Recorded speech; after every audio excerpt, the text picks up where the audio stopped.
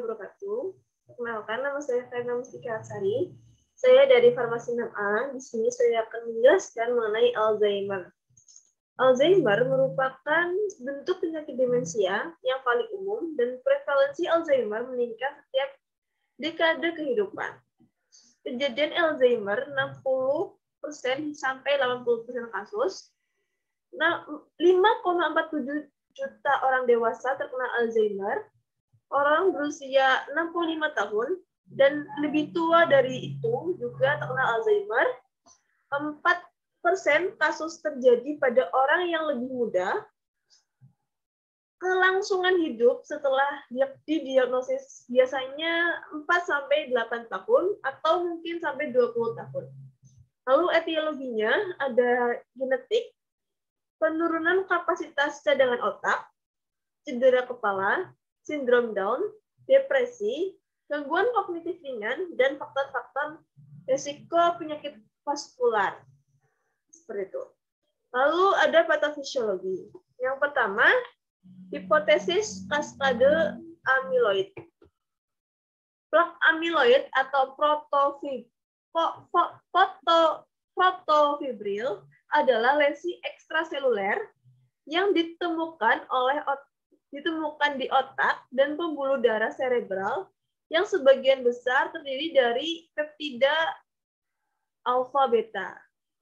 Peptida alfa beta ini terdiri dari 36 hingga 43 asam amino dan diproduksi melalui pemrosesan protein yang lebih besar. Meskipun kurang umum dibandingkan dengan peptida alfa beta lainnya, alfa beta 42 rentan terhadap agregasi dan pembentukan plak. Hipotesis kaskade amiloid menyatakan bahwa ada ketidakseimbangan antara produksi dan pemberian peptida alfa beta yang mengakibatkan akumulasi dan agregasi, pembentukan plak, dan akhirnya berkembang menjadi Alzheimer. Menariknya, bagaimanapun versi yang lebih baru dari hipotesis kaskade amiloid mengasumsikan alfa beta yang tidak diasingkan dalam plak benar-benar mendorong penyakit. Selain itu, tidak diketahui apakah kehadiran alfa beta ini di dalam atau di luar plak adalah patologi utama yang bertanggung jawab atas perkembangan Alzheimer. Atau apakah perubahan ini merupakan penandaan patologi alternatif? Jika pengobatan yang secara efisien mengurangi produksi alfa beta atau menghilangkannya, otak gagal menghentikan perkembangan penyakit pada mereka dengan awal penyakit atau prodromal, maka akan dikatakan bahwa amyloidosis bukanlah patologi utama pada kebanyakan individu dengan Alzheimer. Lalu yang kedua, neurofibrillary tingles. Pada saat yang sama, alfa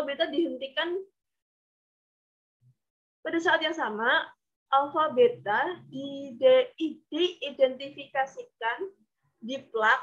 Penelitian lain menemukan bahwa NFT umum di sel-sel hipokampus dan korteks cerebral atau daerah yang terlibat dalam gejala Alzheimer pada orang penderita Alzheimer. NFT ini terdiri dari protein atau mengalami hiperfosforilasi abnormal. Protein atau memberikan dukungan struktural untuk mikrotubulus transportasi sel dan sistem pendukung kerangka. Ketika filamen TAU mengalami fosforilasi abnormal, di status tertentu mereka tidak dapat mengikat secara efektif ke mikrotubulus dan mikrotubulus akan runtuh. Tanpa sistem mikrotubulus yang utuh, sel tidak dapat berfungsi dengan baik dan akhirnya mati. Secara umum, kepadatan NFT berkolerasi dengan keparahan demensia. Namun, NFT ditemukan pada penyakit demensia selain Alzheimer juga, dan mungkin merupakan metode umum di mana berbagai faktor pemicu berujung pada kematian. Lalu selanjutnya ada mediator peradangan. Paradigma inflamasi atau imunologis dianggap sebagai hipotesis tambahan pada relevansi dengan neurodegenerasi Alzheimer. Hipotesis inflamasi atau imunologis berpendapat bahwa meskipun alfa beta mungkin memiliki neurotoksisitas langsung, setidaknya beberapa toksisitasnya mungkin sebenarnya merupakan konsekuensi tidak langsung dari respon imun yang dimediasi oleh mikroglia yang diinduksi oleh protofibril alfa beta, aktivasi dan perekrutan astrosit. Respon inflamasi mungkin merupakan upaya untuk membersihkan deposit amiloid. Namun, ini juga terkait dengan pelepasan sitokin. Oksida nitrat, spesies radial lainnya, dan faktor pelengkap yang dapat melukai neuron dan meningkatkan peradangan yang sedang berlangsung.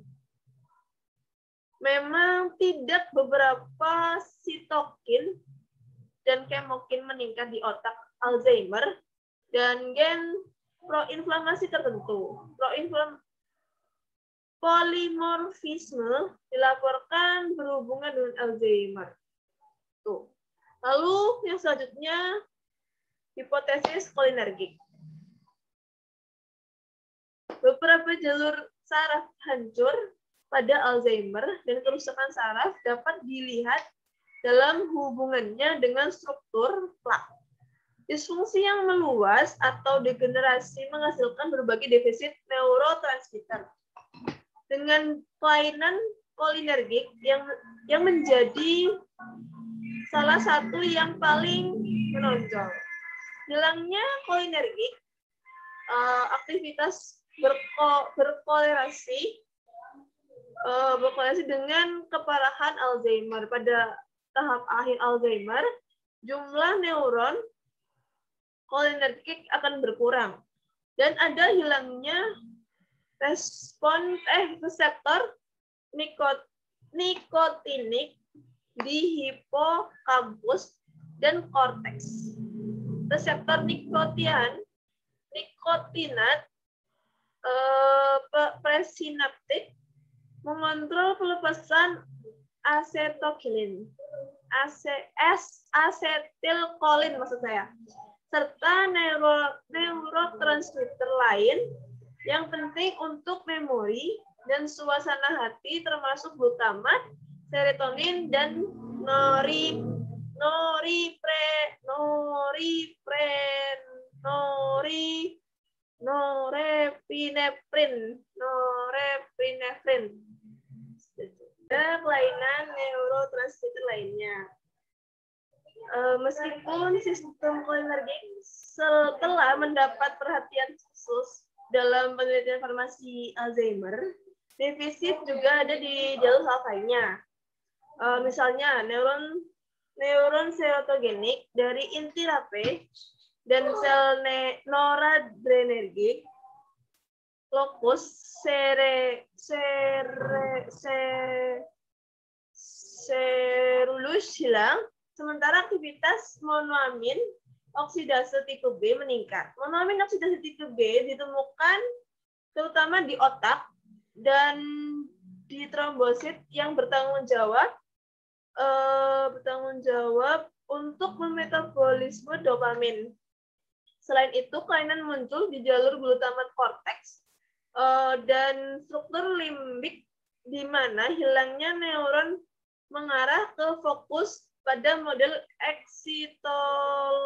oksitotoksisitas sebagai faktor yang mungkin berkonsentrasi terhadap patologi Alzheimer.